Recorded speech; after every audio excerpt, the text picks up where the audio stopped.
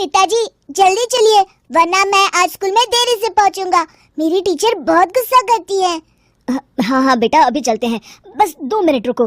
तभी रमेश की पत्नी कमरे से बाहर आती है और रमेश से कहती है, सुनिए जी, आज शाम को आप ऑफिस से जरा जल्दी घर आ जाइएगा।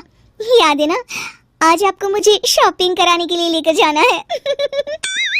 अरे भाग्यवान, इस महीने हाथ जरा तंग है।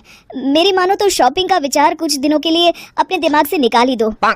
मैं तुम्हें अगले महीने शॉपिंग कराने ले जाऊंगा। अभी मुझे चलना चाहिए, वरना राजू को स्कूल पहुंचने में देर हो जाएगी। देखिए जी, अब आपके ये बहाने पुराने हो चुके हैं। मैं कुछ नहीं जानती। आज शाम को मुझे शॉपिंग करने जाना है, मतलब जाना है। आगे आपकी मर्जी। अच्छा ठीक है भाग्यवान, अब तुम पूरा घर सर पर मत उठाओ, मैं कुछ करता हूँ। इतना कहकर रमेश अपने बेटे राजू को लेकर वहां से चला जाता है। घर से निकलने के लिए रमेश जैसे ही अपनी मोटरसाइकिल शुरू करता है, तभी उसकी माँ उसे आवाज देकर कहती है, अरे रमेश, आज शाम को मुझे कुछ पैसे दे देना। याद है ना, मैंने तुझसे कहा था कि मुझे मंदिर में चढ़ावा चढ़ाना है। अरे माँ, मेरी तनख्वाह आने में अभी 10 दिन बचे हैं, अभी मेरे पास बिल्कुल पैसे नहीं है। हाँ, मेरी तनख्वाह मिलते ही मैं तुम्हें पैसे दे दूंगा। रमेश की माँ चिढ़कर कहती है, अरे तेरा दिमाग तो खराब नहीं हो गया? मैंने तेरे भरोसे मंदिर के पुजारी जी से वादा कर दिया है और तू कह रहा है कि पैसे नहीं है। अब मैं पुजारी जी को क्या जवाब दूंगी? तुझे तो मेरी इज्जत की भी कुछ परवाह नहीं है। अच्छा ठीक है माँ, अब तुम गुस्सा मत करो, मैं शाम तक कुछ इंतजाम करता हूँ। इतना कहकर रमेश वहाँ से चला जाता है। फिर दोपहर को जब रमेश अपने दफ्तर में बैठा होता है, तब उसे अपनी पत्नी और माँ की बातें याद आती हैं। रमेश अपने दफ्तर के एक साथी मोहन से कुछ रुपए उधार मांगता है। अरे भाई मोहन, मेरा एक छोटा सा काम कर दो, मुझे कुछ रुपयों की सख्त जरूरत है। मुझे कुछ दिनों के लिए क्या तुम रुपए उधार दे सकते हो? अरे रमेश भाई, मैं तुम्हें पैसे उधार तो दे सकता हूँ, लेकिन मुझे वक्त पर पैसे लौटा देना। वैसे भी मेरा मानना है कि दोस्ती यारी में कभी पैसों का व्यवहार नहीं करना चाहिए। ये कहावत तो तुमने सुनी ही होगी कि उधार प्रेम की कैंची है। मैं नहीं चाहता कि पैसों को लेकर हमारा रिश्ता खराब हो। अरे मोहन, तुम बिल्कुल चिंता मत करो, मैं तुम्हारे पैसे वक्त पर लौटा दूंगा। फिर मोहन रमेश को पैसे दे देता है। शाम को घर आकर रमेश कुछ पैसे अपनी माँ को देता है और साथ ही अपनी पत्नी को भी शॉपिंग कराने बाजार लेकर जाता है। रमेश की पत्नी और उसकी माँ का स्वभाव जरूरत से ज्यादा खर्चीला होने के कारण दोनों हमेशा बेवजह पैसे खर्च करती हैं। फिर एक दिन, सुनिए जी, अगले हफ्ते हमने छुट्टियों में कहीं बाहर जाने का प्लान बनाया था। आपने पैसों का इंतजाम कर लिया ना? अरे अभी कहाँ, अभी तो मेरे पास बिल्कुल पैसे नहीं है, हम कभी और चले जाएंगे। देखिए जी, मैंने सभी सहेलियों से कह दिया है कि मैं बाहर घूमने जा रही हूँ। अगर मैं नहीं गई तो सब मुझ पर हंसेंगी। आप कहीं से भी पैसों का इंतजाम कीजिए जी।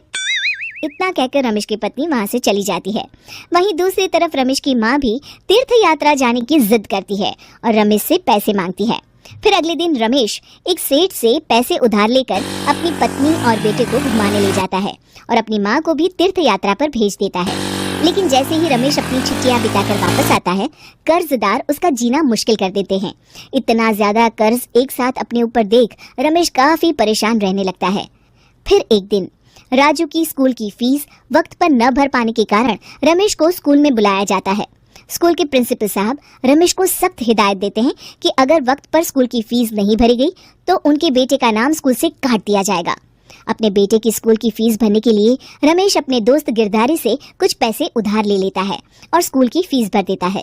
रमेश की माँ और उसकी पत्नी खर्चे और घर की जिम्मेदारी संभालते संभालते धीरे धीरे रमेश पूरी तरह कर्ज में डूब जाता है। और तभी एक दिन दफ्तर में काम करते समय रमेश की तबीयत अचानक बिगड़ जाती है और वो बेहोश होकर गिर पड़ता है। उसे जल्दी से पास के एक अस्पताल में भर्ती कराया जाता है। रमेश के घर वालों को ये बात पता चल जाती है तो वे सभी अस्पताल पहुंचते हैं। अस्पताल के डॉक्टर साहब उन्हें बताते हैं, देखिए, देर रात तक जागने और जरूरत से ज्यादा काम करने की वजह से इन्हें चक्कर आ गया था। बेहतर यही होगा कि इन्हें कुछ दिनों के लिए पूरी तरह आराम करने दिया जाए। रमेश की हालत देखकर उसके बेटे राजू को बहुत गुस्सा आता है और वो अपनी दादी और माँ से कहता है, माँ, दादी, मैं इतना छोटा हूँ फिर भी मैं इतना समझता हूँ कि पिताजी दिन रात दफ्तर में काम करके पैसे कमाते हैं।